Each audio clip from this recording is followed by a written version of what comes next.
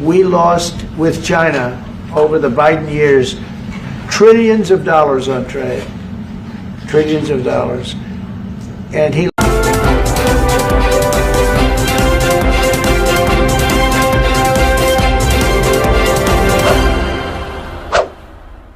Halo semuanya, apa kabar? Assalamualaikum warahmatullahi wabarakatuh. Berjumpa kembali dengan saya Faiz di Doi TV.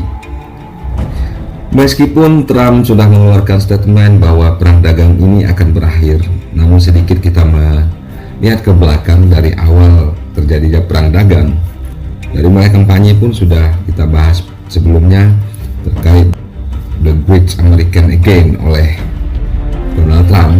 Dia menegosiasikan untuk menaikkan tarif impor barang-barang asing yang masuk ke Amerika Serikat pada tanggal 2 April 2025.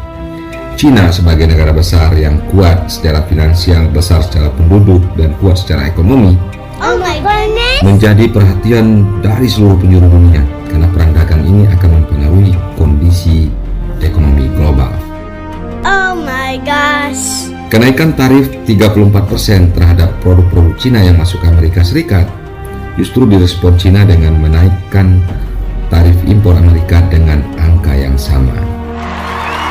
Pada tanggal 7 April, Amerika Serikat merespon lagi menaikkan menjadi 50% dan China merespon menjadi 84% untuk produk-produk Amerika yang masuk ke Cina. Pada hari yang sama, Amerika Serikat pun merespon kembali kenaikan tarif Cina menjadi 125% dan tidak menutup kemungkinan naik menjadi 245%. Hal ini mungkin diperkirakan oleh Trump akan membuat Cina sedikit takut, tapi nyatanya Cina tidak takut dengan ancaman yang diberikan oleh Trump. Terbukti Cina justru membuat dobrakan-dobrakan, membangun kembali aliansi-aliansi ekonomi dengan melakukan kunjungan-kunjungan bilateral terhadap negara-negara yang ada di dunia. Berawal dari kunjungan ke Asia Tenggara, Malaysia, Vietnam, dan Kamboja. Pada pertemuan tersebut, Presiden Jinping selalu menyampaikan bahwa Cina akan memberikan pendampingan dan bantuan kepada negara baik Malaysia, Vietnam, Kamboja terkait kenaikan tarif impor Amerika Serikat. Hal ini ternyata direspon oleh Trump. Mungkin saja tim ekonomi Trump lagi konsentrasi untuk melihat selisih nilai perdagangan antara Cina dan Amerika. Ternyata Amerika Serikat defisit triliunan rupiah, membuat Donald Trump sedikit takut, dan akhirnya Donald Trump menyampaikan keterangan persnya bahwa Amerika Serikat dalam kondisi kalah akibat dari kebijakan dari Presiden Biden. Dia mencari-cari siapa yang menjadi kambing hitam akibat dari gegabahnya Trump mengeluarkan kebijakan perang dagang.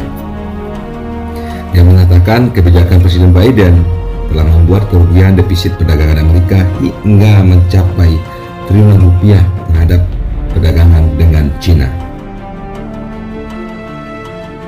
Apabila perang dagang ini berlanjut, sangat berisiko terhadap ekonomi Amerika. Kemudian dia mengatakan hilangnya kepercayaan para pebisnis di dunia terhadap Amerika Serikat. Maka dia berjanji perang dagang ini akan diakhiri dan Amerika Serikat meminta kepada China untuk membuka pintu negosiasi. we lost with China over the Biden years trillions of dollars on trade. Mungkin kita tidak bisa membandingkan apa yang terjadi di China dengan negara kita. Mungkin kita saat ini sedang berjuang kapan kita bisa seperti China. Jadi kita tidak bisa membanding-bandingkan kekuatan diplomasi yang dimiliki oleh China terhadap Amerika Serikat dengan kekuatan diplomasi kita. Dan kita doakan Indonesia memang tumbuh menjadi Indonesia emas di 2045 dan memiliki kedudukan yang sejajar bagaimana Amerika dan China. Kemudian kita mampu bernegosiasi dan berdiplomasi dengan setara bersama negara-negara adik kuasa.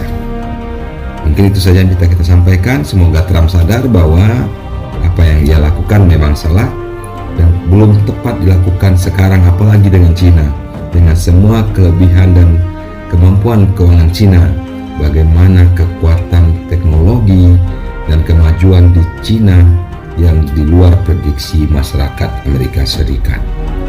Semoga konten ini bermanfaat. Salam bahagia untuk kita semua. Wassalam. Bye-bye.